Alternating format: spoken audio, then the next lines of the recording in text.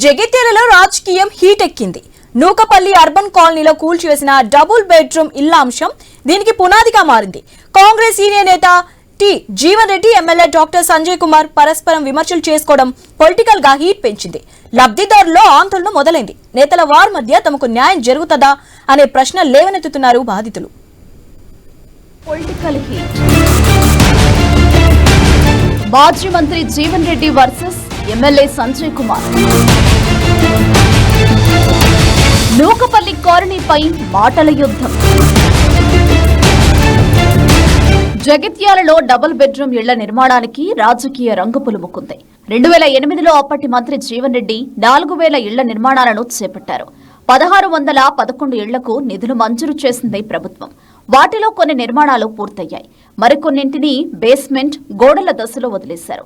అవి కాస్త శిథిలావస్థకు చేరాయి.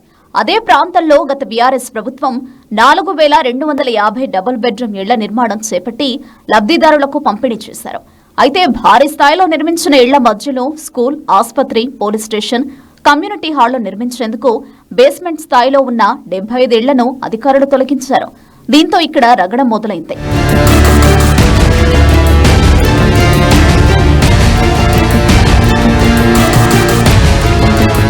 విషయం తెలుసుకున్న కాంగ్రెస్ నేత జీవన్ రెడ్డి నూకపల్లి అర్బన్ కాలనీ వద్ద కార్యకర్తలు, లబ్ధిదారులతో కలిసి దిగారు.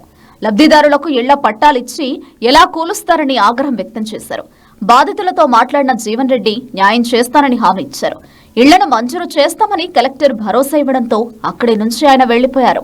నిరుపేద వర్గాలకు చెందినటువంటి ఒక మధ్యలో నిలిచిపోయినటువంటి ఈ బేస్మెంట్లే కానీ, లెంటర్లే కానీ, రూఫ్ లెవెల్ ఇందని తొలగించడం దురదృష్టకరం. మేము తీవ్రంగా ఖండిస్తున్నాం. వాళ్ళకందరికీ కూడా ఏదైతుందో తక్షణమే మీ ఇల్లు మంజూరు చేయడంతో పాటుగా మీకు కావలసిన మౌలిక సదుపాయాల కల్పనకు మీ ఇప్పుడు చూసే ఎఫ్ బ్లాక్ ఏదైతుందో ఎదురుగా 10 acres ఒకటే బ్లాక్ దొరుకుతుంది.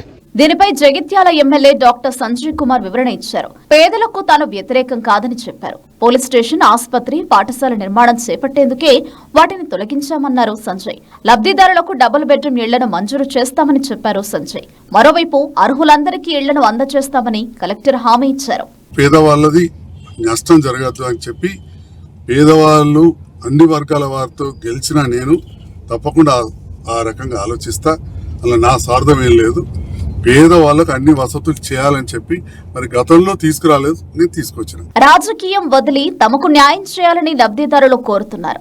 ఇళ్లలో మౌలిక సదుపాయాలు త్వరగా పూర్తి చేయాలని వేడుకుంటున్నారు.